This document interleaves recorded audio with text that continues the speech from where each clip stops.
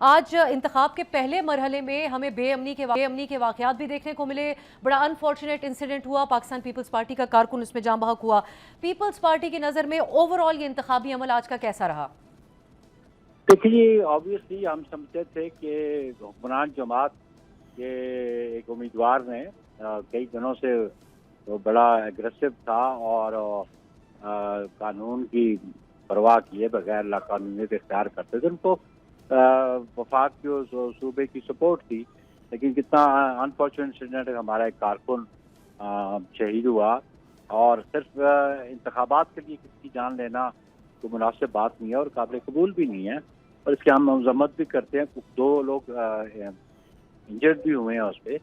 तो हम तो कहते हैं कि सियासत को सियासत के अंदाज में लेना चाहिए, दुश्मनी के अंदाज में नहीं लेना चाहिए। और अभी जो रिजल्ट आने शुरू हुए हैं तो बड़े पॉजिटिव रिजल्ट आ रहे हैं। पाकिस्तान पीपल्स पार्टी इंशाल्लाह फर्स्ट फेज के इलेक्शनों में अपनी कामयाबी बिल्कुल दिखाएगी। तो बुखारी साहब, पीपल्स पार्टी का क्या अंदाजा है? 13 में से कितनी नशिस्तें आज का जो इंतखाब हुआ उसमें पीपल्स पार्टी हासिल कर लेगी, या इस वक्त आप समझते हैं पावरफुल पोजीशन पे है? मेजर सीटें इंशाल्लाह हमारे पास आएंगी, क्योंकि जो बयानिया PMLN का है उसको तो कश्मीर के लोग एक्सेप्ट नहीं कर रहे। और कोशिश की उन्होंने अल्योरमेंट की भी कि बसें दो और ये करो। अब देखिए, ये इस स्टेज पे आके इनको कानून की और आइन की पासदारी करनी चाहिए थी। कोड ऑफ कंडक्ट को वायलेट नहीं करना चाहिए था। चीफ मिनिस्टर्स को यहाँ बुला के कैंपेन करना। मियां नवाज शरीफ साहब पार्टी प्रेसिडेंट है, वो आए, बिल्कुल हमें कोई इतराज नहीं, लेकिन कैबिनेट के मेंबर्स को भेजना और मिनिस्टर्स को भेजना जिनके पास एग्जीक्यूटिव अथॉरिटी है, जो लोगों को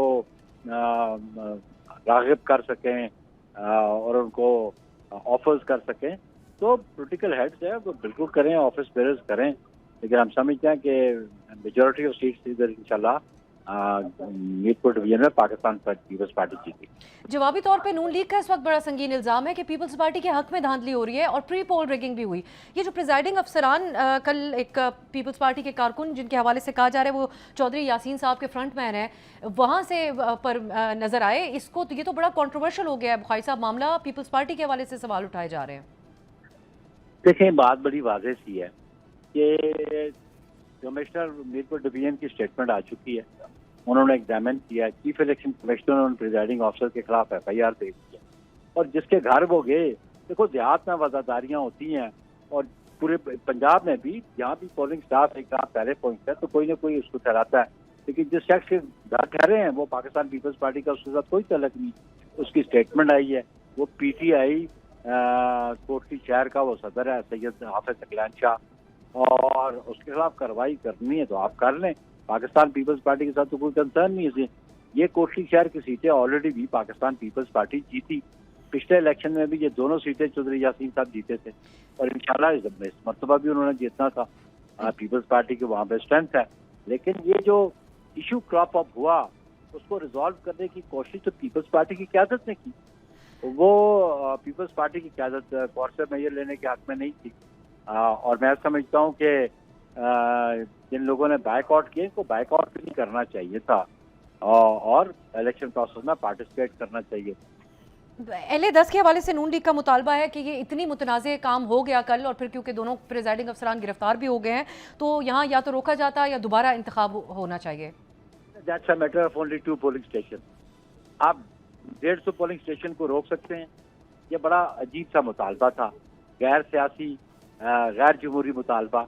अभी वो कुछ जो उनको बॉक्सेस बैग्स रिकवर हुए हैं, उनकी कुछ सीलें टूटी हुई थी, उनमें कोई बैलेट पेपर थे जहाँ पे स्टैंप हुए हुए थे। कोई इस किस्म की रिगिंग की बात है। अभी दरिया आया नहीं तो मौजे उन्होंने पहले उतारने शुरू कर। भाई अगर तो कुछ पोल हो जाता, बैलेट पेपर किसी के कब्जे से निकलते, उस पर स्टैंप होते, तो फिर तो बात थी। तो फिर ये कैसे हो गया 2 पोलिंग स्टेशन की वजह से आप 150 पोलिंग स्टेशन का निकाल दे। नून लीग को नाकामी नजर आ रही है, इसको तो ऐसा मुताबिक है। बसेस के मामले के ऊपर आप लोगों ने बहुत तनकीद की, पंजाब हुकूमत की तरफ से इसको सियासी रिश्वत करार दिया इलेक्शन के दौरान। इस पर DC मुजफ्फराबाद ने आज ये वजाहत जारी की कि ये बसेस सिविल सेक्रेटेरिएट में पार्क होंगी, सड़कों पर इंतखाब से पहले नहीं आएंगी। ये काबिल कबूल है वजाहत पीपल्स पार्टी के लिए? देखिए, ये इस इशू पे मैं मुजफ्फराबाद में था, मैंने खुद प्रेस मैंने मुतालबा किया चीफ इलेक्शन कमिश्नर से कि कोड ऑफ कंडक्ट की वायलेशन है, और कोड ऑफ कंडक्ट की वायलेशन कौन, एक चीफ मिनिस्टर कर रही है बड़े सूबे की। इसलिए इन बसेस को आपने बसेस देनी थी, शेड्यूल से पहले दे देते, या 10 तारीख इलेक्शन खत्म हुए थे आप दे देते। यहाँ पे मुसीबत है इस खत्ते में आटे की, लोगों को आटा नहीं मिलता। पंजाब हुकूमत जो है वो ट्रक्स इधर नहीं आने दे रही, नाके लगाए हुए हैं, रिश्वतें चलती हैं उधर, और यहाँ पे बहरान है आटे का। अगर इनके साथ बहुत हमदर्दी थी तो वो नाके खत्म करें, गंदम को और आटे को आज़ाद कश्मीर पे आने दें।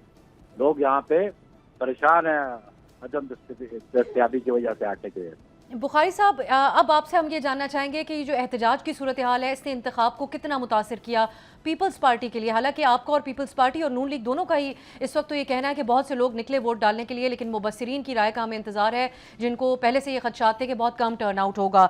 लेकिन जो मुजाहिरा था, एहतजाज था, वो अब मार्च में तब्दील हो चुका है। बिलावल साहब ने जो कमीशन की बात की, आइडिया सजेस्ट किया, उस पर ना तो मुजाहिरीन का कोई जवाब आया, ना विफाक से कोई जवाब आया। ऑन ग्राउंड जो आप सूरत हाल देख रहे हैं, इसका इफेक्ट कितना हुआ और उसका हल इस वक्त पीपल्स पार्टी की नज़र में क्या है? कई दिनों से मुजफ्फराबाद में, मुझे तो कोई एहतजाज इस मुजफ्फराबाद डिवीजन में नजर नहीं आ रहा।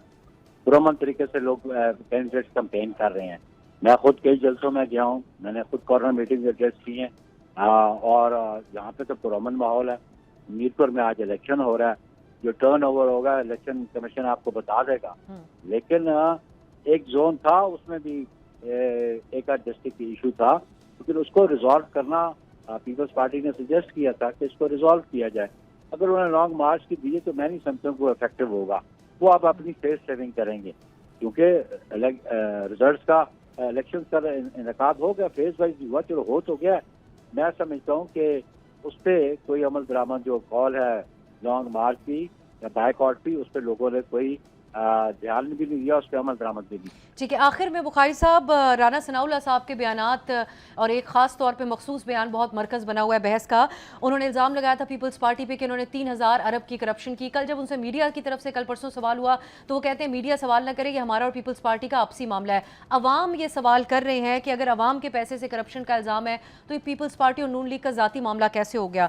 इसके ऊपर आपका क्या पीपल्स पार्टी का मौक़िफ़ है, और राना साहब के इल्ज़ाम पर कोई तहकीकात होनी चाहिए?